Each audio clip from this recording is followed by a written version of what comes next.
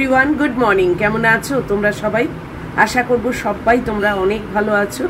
আমি আর ম্যাগিও মোটামুটি ভালোই আছি, চলছে আর কি। আজকে শনিবার আর এখন বাজে 6টা বেজে 20, 7টা নয় 6টা বেজে 20। এই একটু আগেই আমি উঠেছি, উঠে আর কাজের মধ্যে শুধু বিছনাটা হয়েছে, দরজা খুলে দিয়েছি, ম্যাগি বেরিয়ে গেছে আর ওয়াশিং মেশিনটা চালু করে দিয়েছি। এইটুকুই কাজ হয়েছে। তারপর ভাবলাম যে তোমাদের সঙ্গে একবার একটু দেখা করেই যাই। আকাশের অবস্থাটা মোটেই ভালো না, বুঝেছো তো। এই যে বারান্দার দরজা খোলাও আছে আমার, একদম মানে কিরকম যেন নিঝুম টাইপের হয়ে আছে, জানো তো। সকালবেলা ঘুম থেকে উঠেই এই রকম ওয়েদার দেখলে না আর এনার্জি লেভেলটা যেন নেমে যায়, ভালো লাগে না। যাই হোক, তাও তো চালাতেই হবে। আর রান্নাবান্না কি করব এখন অবধি আমার মানে মাথায় কিছু নেই। তবে ভাত খাওয়ার একদম ইচ্ছে নেই, জানো তো। ওই খুব জোর হয়তো আজকে আলুর তরকারি আর পরোটা বা কিছু একটা করে নেবো। এই ভাত খেতে না আর ভাল লাগছে না, রোজ রোজ আর ভাত একদম ইচ্ছে করে না। যাকগে চলো শুরু করি তোমাদেরকে নিয়ে সকাল। আর কি, কালকে ম্যাগুকে চান করিয়ে দিয়েছিলাম ভালো করে সাবান মাখিয়ে, যে কারণে সেই ডিভানের চাদরটাও আজকে কাচতে দিয়েছি, জানো তো। মানে পুরো এত জল ঝরায় না, মানে এরকম করে শেক করে, আর পুরো চাদর ভিজে গেছিলো, যে কারণে সেই চাদর তুলে আমি ওয়াশিং মেশিনে দিয়ে পুরো গদিটাকে শুকিয়েছি। আজকে একটা ফ্রেশ চাদর পেতে দেবো। সেটা বড় কথা নয়, বড় কথা হচ্ছে যে এই যা ওয়েদারের অবস্থা। তবে ওটা সিঙ্গেল বেডের ছোট চাদর তো, পাতলা মতো, হয়তো শুকিয়ে যাবে। আর না শুকোলে আমার তো দরজা আছে, দিয়ে দেবো। কিন্তু প্রথমটা একটু শুকিয়ে গেলে ভালো হয়, কেননা কাঠের দরজার ওপরে না ওই রকম ভিজে মানে ময়েস্ট কিছু জিনিসটা দিলে দরজাটা নষ্ট হয়ে যাবে। তো তাই জন্যে বাইরে বাইরে যদি একটু শুকিয়ে যায়, মানে খানিকটা শুকিয়ে গেলেও ঠিক আছে। যাই হোক চলো শুরু করি। আর কি, খুব একটা যে এনার্জি আছে তা না। আসলে এরকম একটা ওয়েদার থাকলে না, তোমরাও তো লেখো দেখি হোয়াটসঅ্যাপে যে এনার্জি পাওয়া যায় না, রান্না করতে ভালো লাগে না। আমারও তাই, জানো তো। এইরকম ওয়েদার থাকলে না মানে কিরকম ডাউনে থাকি একটু আর কি। কিন্তু তা বললে তো চলবে না, আর তোমাদের সামনে এসে ডাউনে আছি বললে তোমাদেরও ভালো লাগবে না। তাই জন্যে আবার উঠে দাঁড়াচ্ছি মাথা উঁচু করে, আবার চলি দেখি আর কি। সবই নিজের ব্যাপার, জানো তো। তুমি যদি নিজেকে যত ডাউন মনে করবে, ডাউন হয়ে যাবে। আর যত মনে করবে না না সব ঠিক আছে, আমি এগিয়ে যাব, তাহলে দেখবে সব পারবে করতে। আজ একটু ডাস্টিংও আছে, তো এগোই আর কি। চাটাও করি, চাটাও খাই, চলো সঙ্গে থাকো। এই যে বাইরের অবস্থাটা একবার তোমাদের দেখিয়ে দিলাম, কেননা এবার তো ওদিকে চলে যাব। বৃষ্টিও হয়েছে, জানো, যে কারণে রাস্তাঘাট সব মোটামুটি একটু একটু ভিজে। আর ওই বাড়িটা দেখছো, বড় লম্বা বাড়িটা, এটাতে এবার কালার হচ্ছে, মানে পেন্ট হচ্ছে। কি পেন্ট করবে কে জানে, প্রাইমার দিয়েছে সবে। দেখতে দেখতে চোখের সামনে এত বড় একটা বাড়ি তৈরি হয়ে গেল, জানো, এত বড় টাওয়ার। মাটিটা কি করে আর আমাদের এই বহন করবে, এই ওজন, ক্রমশ মাটি ধসে যাবে, জানো তো। এত মানে চতুর্দিকে বাড়ি হয়ে যাচ্ছে আর এত টাওয়ার হয়ে যাচ্ছে না লম্বা লম্বা। মানে মাটিটার সত্যি একটা ক্যাপাসিটি আছে তো বলো, যে সেই ওজনটাকে বহন করবে। এটা কেউ বুঝতে চায় না। মানে আমাদের মানে অবস্থা কিন্তু মোটেই ভালো না। মানে ছোট ছোট বাড়ি তবু ঠিক আছে, আর এত বড় বড় টাওয়ার হলে না, তার একটা কম ওজন বলো তো, সেইগুলো মাটিটা আর কত নিতে পারে, কি বলবো। যাই হোক চলো রাখি, এখন পরে আসছি। এই যে আমার মেয়ে দেখো এখানে বসে আছে, আগের থেকে এসে রান্নাঘরের কাছে বসেছে, জানে মাম্মাম তো রান্নাঘরেই আসবে আলটিমেটলি। আর কিরকম অন্ধকার দেখেছো, ভালো কি আর লাগে একা একা, দেখো। আর ওই যে ডিভানটা, চাদরটা তুলে দিয়েছি, এটা চাদর একটা পাততে হবে।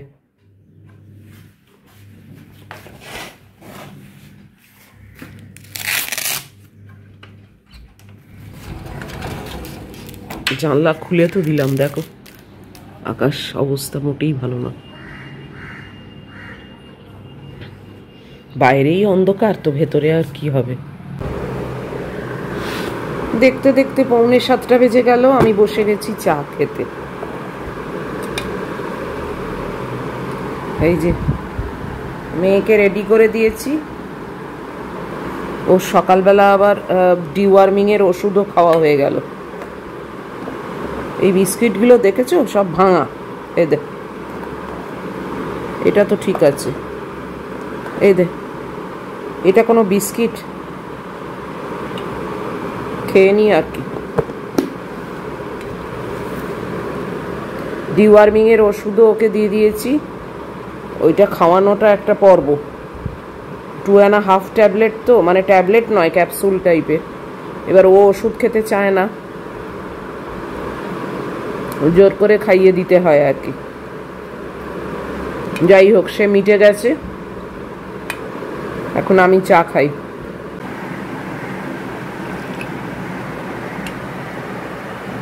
সর্বাণী চক্রবর্তী, সে আমাকে বোধহয় 2 বার লিখেছে যে আমি কি করে বিগ বাস্কেটে ফ্রি গিফট পাই। ও বিগ বাস্কেটে অর্ডার দেয় কিন্তু কখনো ফ্রি গিফট পায় না। দেখো, আমি ওকে কমেন্ট বক্সেও উত্তর দিয়েছি, তাও আমার মনে হলো যে অনেকেই হয়তো এটা মনে মনে ভাবে যে মুন কি করে এত গিফট পায়, কিন্তু আমরা তো কই পাই না, এটা ভাবতেই পারে। তাই জন্য মনে হলো রিপ্লাইটা আমি একবার অন ক্যামেরাও দিই।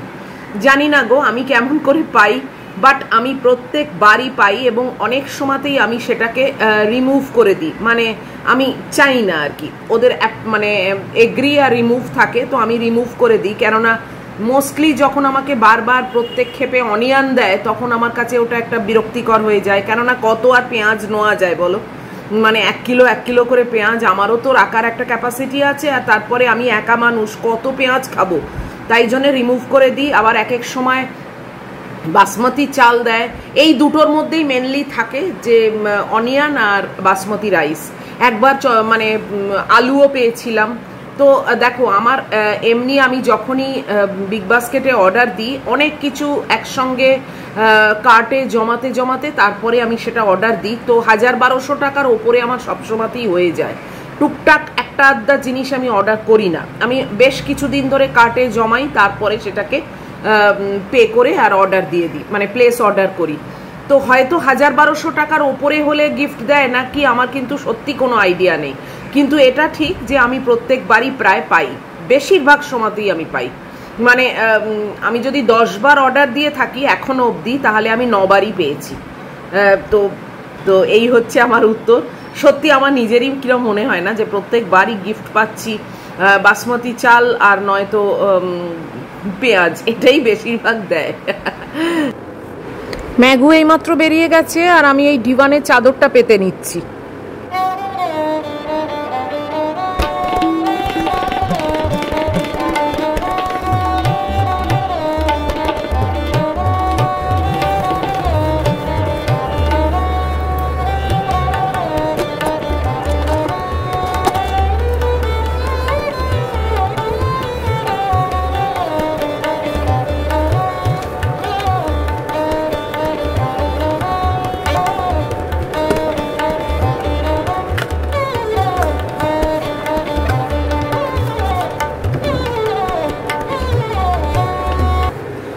গুড্ডি না থাকলে না এই টিভিটা আর চালানোই হয় না। আমি তো একদমই টিভি দেখি না, কেবল কানেকশনটা অফ করেও রেখেছি।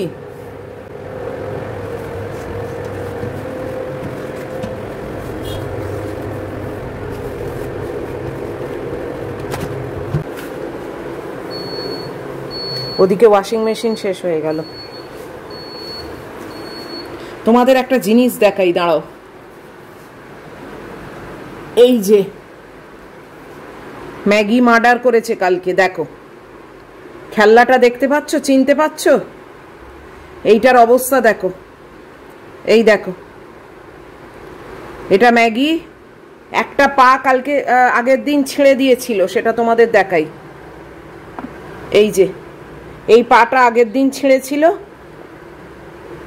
তারপরে সেই জায়গাটা একটুখানি ফাঁক হয়ে গেছে অবশ্যই।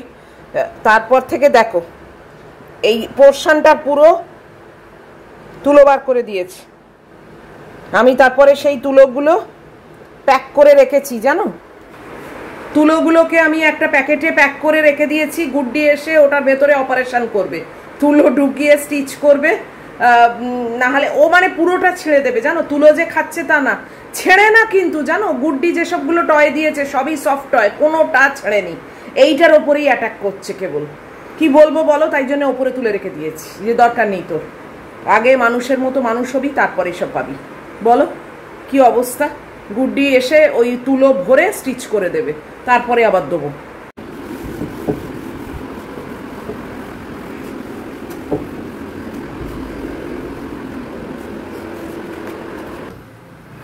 আবার এখানে ঠেক খেয়েছি, হাতে কাপড় থাকলে যা হয় আর কি, মনে হয় এটাও একটু মুছে দিই, এটাও একটু পরিষ্কার করে দিই।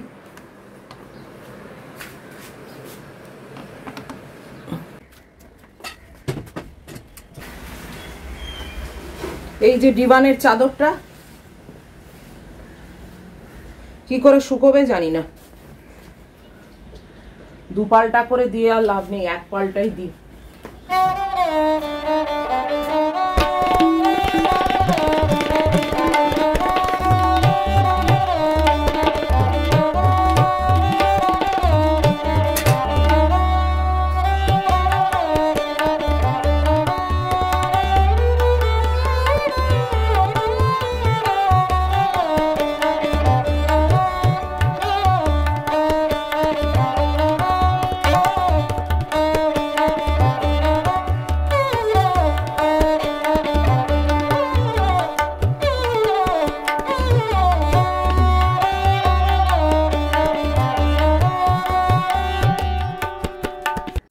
অনেকক্ষণ পরে আবার তোমাদের সামনে এলাম, এখন বাজে 9:05। এই যে ম্যাগির মাংস আর ম্যাগির ভাত বসিয়েছি, আর আমি এই যে আটা মাখবো, পরোটা করব।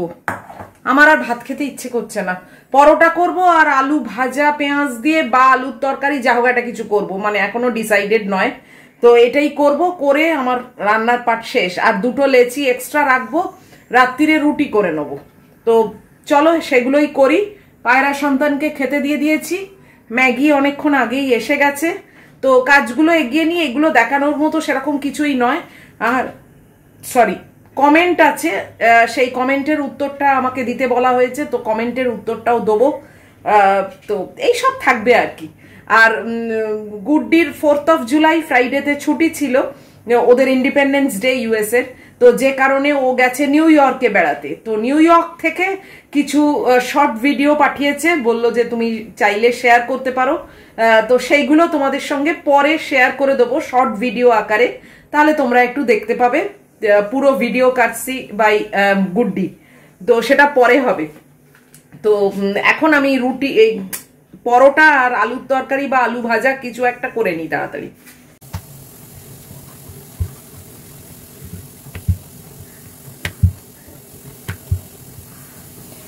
পরোটা সেঁকে রেখে দেবো, ভাজবো খাওয়ার আগে। ভাজবো মানে একটু জাস্ট তেল ব্রাশ করে নেবো।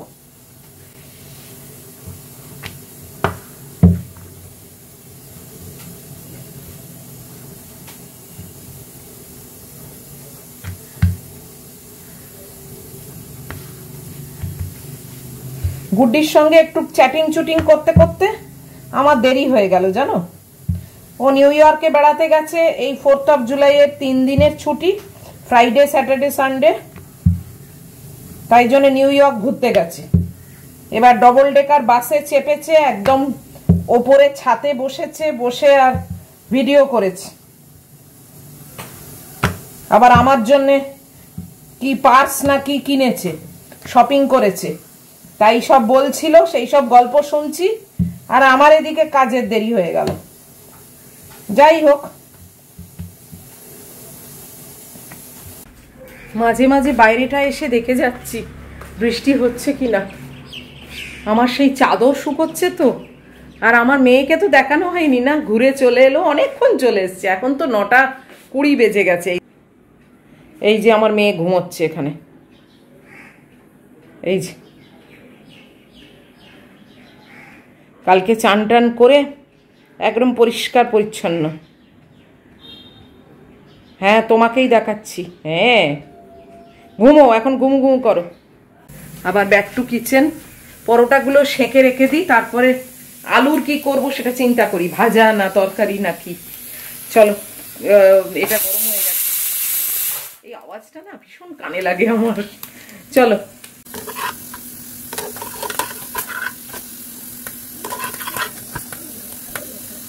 কড়া গরম হতে দিয়েছি, চিন্তা করে দেখলাম আলু আর কুমড়োর তরকারি করি, কেননা ভাজাটা একটু শুকনো শুকনো হয়ে যাবে। যদিও আম খাবো, বাট স্টিল মানে গলা শুকিয়ে যাবে, তাই জন্য একটু তরকারি করছি। আলু আর কুমড়ো কেটে নিয়েছি, খোসা শুদ্ধ আলু। আর এই যে কড়া গরম করছি, চলো চটপট আগে তরকারিটা বসিয়ে দিই।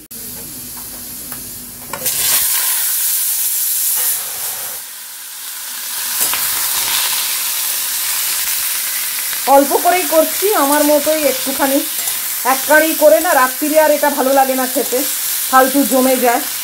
রাত্রিরে রুটি করব আর তার সঙ্গে দেখি বেগুন ভাজা টাজা কিছু একটা করে নেবো, হয়ে যাবে। একটু কষিয়ে নিয়েছি আর এই জল দিয়ে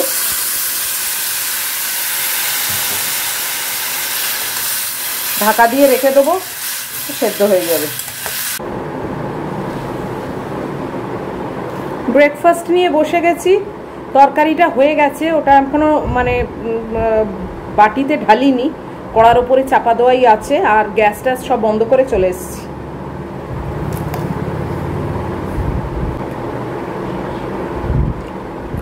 এরকম ওয়েদার থাকলে না এত গুমোট গরম হচ্ছে যে কি বলবো। চলো খেয়ে নি, খেয়ে তারপরে একটা কমেন্টের উত্তর বলবার আছে, সেটা আমি পড়ে শোনাবো। তার নামটা আমি বলা উচিত কিনা জানি না, সে চায় কিনা, তাই জন্য আমি তার নামটা আমি বলবো না, কিন্তু আমি কমেন্টটা পুরোপুরি পড়ে শোনাবো তোমাদের। এবং সে উত্তর চেয়েছে, কাজী মানে রেমেডি চেয়েছে আর কি, সেটা চেষ্টা করব বলবার কিছু। সেটা চান করে উঠে, এখন না। বাচ্চুদা ফোন করেছিলেন, ওনার দোকানে মাংস এসছে, ওই ম্যাগির যে চিকেন গাড়ি এখন দিয়ে গেছে, তাই ওনাকে জিজ্ঞেস করলাম যে ওনার দাদা কেমন আছে। বলে ওই একই রকম, ভালো হয়ে যাওয়ার মতো অবস্থা নয়। উনি নিজেই বলছেন হসপিটালে দেওয়া হয়েছিল, বারাসাত হসপিটালে, সেখান থেকেও তাকে রিটার্ন করে দিয়েছে, কেননা সে অক্সিজেনও আর নিতে পারছে না, মানে বাইরে থেকে যে অক্সিজেন সাপোর্ট দেয় সেটাও আর নিতে পারছে না। তো এখন বাড়িতে মানে পড়ে আছে, যখন ডাক আসবে তখন তাকে যেতে হবে আর কি। যতক্ষণ না ডাক আসছে না ততক্ষণ তো আর যাওয়া যাবে না, চেষ্টা করলেও যাওয়া যাবে না, তাহলে তো গলা টিপে মেরে দিতে হয়, সেটা তো আর সম্ভব না, নিজের লোককে কেউ এরকম করতে পারে। তো ওই আর কি, ওনার যতদিন এখানে থাকার উনি থাকবেন, তারপরে চলে যেতে হবে। তবে ভালো হয়ে যাবার আর কোনো চান্স নেই, ওনার তো লাংস ক্যান্সার হয়েছে এবং পুরো স্প্রেড করে গেছে, সেটা এতটাই খারাপ অবস্থা, উনি আর খেতেও পাচ্ছেন না, উনি পুরো প্যারালাইজড হয়ে গেছেন, মানে একদম এক্সট্রিম খারাপ অবস্থা আর কি। মানে সকালটা কাটলে ওরা ভাবছে যে হ্যাঁ মানে সকালটা কাটলো, আবার বিকেলেও উনি থাকবেন কিনা সেটাও কোনো গ্যারান্টি নেই, মানে এরকম কন্ডিশনে চলছে আর কি, এখন তখন অবস্থা যেটা বলে সেটাই। কিছু না কিছু কর্মফল তো এখানে ভোগ করে যেতেই হয়, সেই কর্মফলের ডিউরেশনটা যতক্ষণ না শেষ হবে না ততক্ষণ তো পালানো যাবে না, তাই না? তো সেটাই আর কি, অপেক্ষা ওনাকে করতে হবে, আর কি বলবো বলো। অনেক কথা বলে ফেললাম, চলো আমি এবার খাওয়াটা শেষ করি, তারপরে চান করব, চান করে তারপরে তোমাদের ওই কমেন্টের উত্তরটা, মানে কমেন্টটা পড়ে শোনাবো আর উত্তরটাও দেবো। এখন বাজে 11:15 এবং আমি চান টান করে এসে গেছি তোমাদের সামনে, একদম ফ্রেশ। ম্যাগির খাবার ওখানে দিয়েও দিয়েছি। এই যে আমার কাছে এই অন্য মোবাইলটা রয়েছে, যেটা মুন আনলিমিটেডের নতুন রেডমি মোবাইল, তাতে এই কমেন্টটা আছে। এই যে এই কমেন্টটা তোমরা কালকের যে ভিডিও দিয়েছি, মানে ফ্রাইডেতে যে ভিডিও দিয়েছি আমি, সেই ভিডিওর কমেন্ট বক্সে গেলেই কিন্তু দেখতে পাবে। আমি তাও নাম বলছি না, কেননা জানি না যিনি দিয়েছেন তিনি নাম বলতে বা নামটা পাবলিক করতে চান কি না আমার মুখ দিয়ে, কিন্তু কমেন্ট বক্সে অবশ্যই আছে। তো আমি কমেন্টটা আগে পড়ছি, তারপরে তার রিপ্লাইটা দেবো। মুন, আমি তোমার থেকে কিছু সাজেশন চাই। মুন বললাম, কেননা তুমি আমারই এজের, আমি লাইফে একটা বিরাট প্রবলেম দিয়ে যাচ্ছি আর কারুর সাথে ডিসকাস করতেও পাচ্ছি না। আমার দুটো মেয়ে, সবাই সার্ভিস করে, বড় মেয়ের বিয়ে হয়ে গেছে, আমার 37 ইয়ার্সের marriage life, but my husband cheating me for some woman, it's very shameful for me. আর আমি ওই মেয়েটিকে চিনি, এই দুনিয়াতে আমার মা বাবা কেউই আর নেই। I am a single child. আমি কি করব বুঝতে পারছি না। If possible give me some suggestion, I feel very helpless. এইটা হচ্ছে ওনার কমেন্ট। তো এবার আমাকে সাজেশন দিতে বলা হয়েছে। এবার আমি দেখো, আমি একটাই কথা বলবো, আমি তোমাকেও চিনি না, তোমার হাজবেন্ডকেও আমি পার্সোনালি চিনি না। এবার তোমার কথা মতো তিনি 37 ইয়ার্সের ম্যারেজ, কিন্তু তাও তিনি এখন অন্য কারুর সঙ্গে অ্যাফেয়ার করছেন। তো সেটা ওয়ান সাইডেড গল্প।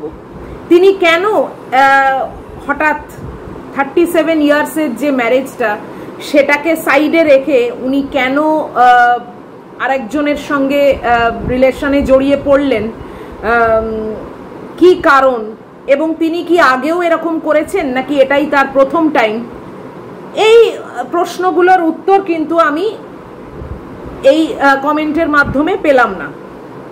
তো ব্যাপারটা একটু আমার কাছে ধোঁয়াশাই রয়ে গেল। তোমার কমেন্ট অনুযায়ী যেটুকু জানতে পাচ্ছি যে হ্যাঁ, উনি এরকম অ্যাফেয়ার করেছেন, এবং একটা কথা আমি বুঝতে পারলাম না যে উনি অ্যাফেয়ার করছেন তার জন্য তুমি এত লজ্জিত কেন, সেটাও আমি বুঝতে পারলাম না। কেননা এটা তো তোমার লজ্জা পাওয়ার মতো কোনো আইটেম না। তুমি তো কিছু করনি, করেছেন উনি। তোমার কমেন্ট অনুযায়ী করেছেন উনি, তো লজ্জা পাওয়ার কথা তো ওনার, তোমার নয়। তুমি যে কেন লজ্জা পেয়ে বসে আছো সেটা আমি প্রথম কথা বুঝতে পারলাম না। আর দ্বিতীয় কথা, ওয়ান সাইডেড স্টোরি শুনে কিছু একটা বক্তব্য রাখা আমার পক্ষে ঠিক হবে না। তুমি নিশ্চয়ই আসল ব্যাপারটা জানো যে কি কারণে উনি 37 ইয়ার্সের একটা রিলেশনশিপ তোমার সঙ্গে, সেটা not a matter of joke. 37 years বলো তো, মানে কত বছর। সেই টাইমটাকে তিনি সাইডে রেখে এখন আবার নতুন একজনের সঙ্গে রিলেশনে জড়িয়ে পড়েছেন। কেন?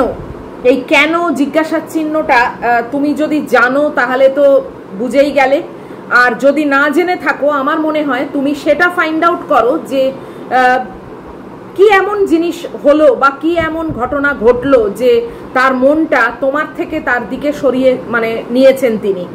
নিশ্চয়ই কিছু একটা কারণ আছে। দেখো, সব কিছুরই কিন্তু পেছনে একটা কারণ থাকে। হঠাৎ করেই একটা আউট অফ দ্য বক্স কোনো জিনিস ঘটে না। নিশ্চয়ই কোনো একটা কারণ আছে, যেটা হয় তুমি জানো, নয়তো তুমি বুঝতে পারছো না। যদি না বুঝতে পারো তাহলে নিশ্চয়ই তোমার এটা ফাইন্ড আউট করা উচিত যে উনার কি হয়েছে, উনি কেন নতুন একটা রিলেশনে জড়াচ্ছেন। আর নয়তো তুমি তোমার মেয়েদের সঙ্গে কথা বলো। মেয়েরা যথেষ্ট বড়, একজনের বিয়ে হয়ে গেছে, একজন অলরেডি আরও একজন আছে, সেও জব করে। তো মেয়েরা তো সুপ্রতিষ্ঠিত। তো তুমি মেয়েদের সঙ্গে কথা বলো, কেননা মেয়েরা কিন্তু মায়ের বেস্ট ফ্রেন্ড হয়।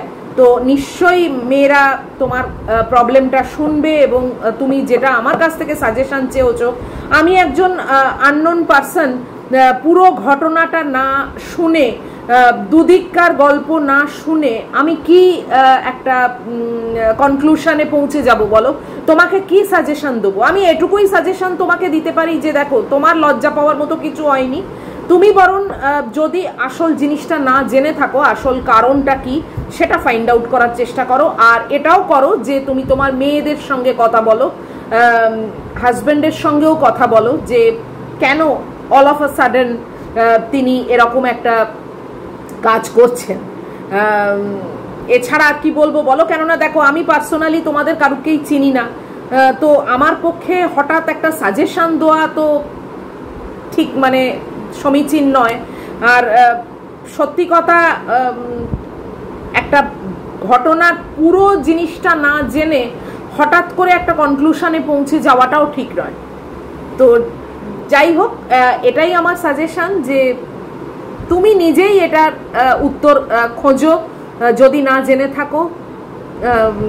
আর লজ্জা পেয়ে কোনো লাভ নেই। লজ্জা তুমি কেন পাবে বলো? লজ্জা পাওয়ার মতো তুমি তো কিছু করোনি, তো কাজেই তোমার লজ্জা পাওয়ার মতো কোনো মানে ব্যাপারই নয়। হ্যাঁ, তো এটাই আমার উত্তর। আর যারা তোমরা ক্যামেরার ওপার থেকে আমার এই কথাগুলো শুনলে, তারাও অবশ্যই কমেন্ট বক্সের মাধ্যমে জানিও যে আমি ঠিক কথা বললাম কিনা, উনি যে সাজেশনটা আমার কাছ থেকে চেয়েছেন তার যথাযথ রিপ্লাইটা আমি দিয়েছি কিনা, মানে দিতে পেরেছি কিনা, তোমরা অবশ্যই জানিও। কেননা দেখো, আমার আর কিছু করণীয় নেই এইটুকু বলা ছাড়া। আর এটুকু প্রে করব যে যাতে সবকিছু আবার ঠিকঠাক হয়ে যায়। তো তুমি ঠিক জানো ব্যাপারটা কি বলো তো? মানে নিশ্চয়ই তুমি ওয়াকিবহাল আছো যে কেন এরকম ঘটনা ঘটলো। আর যদি না থাকো তাহলে আমার কাছ থেকে সাজেশন না চেয়ে তুমি অবশ্যই এই কোয়েশ্চেনের উত্তরটা আগে ফাইন্ড আউট করার চেষ্টা করো যে কেন এরকম হলো। তো এই হলো ব্যাপার। ওয়েদারটা এখন পুরো চাপ হয়ে আছে এবং এই চাপের মধ্যে আমার চাদরটা পুরোপুরি শুকিয়ে গেলে বাঁচি। চান তো হয়ে গেল, এবারে আমার নেক্সট কাজ হচ্ছে ম্যাগুকে খাওয়ানো। ফার্স্ট রাউন্ডের খাওয়াতে বসবো, তো সেটাই করি। আর আমার তো তোমরা দেখেইছো তরকারি আর পরোটা আছে, বাস যখন টাইম হবে খাওয়ার তখন পরোটাটা একটুখানি অয়েল ব্রাশ করে ভেজে নেবো, নিয়ে খেয়ে নেবো। আর একটা আম অবশ্যই খাবো, লক্ষণভোগ আম।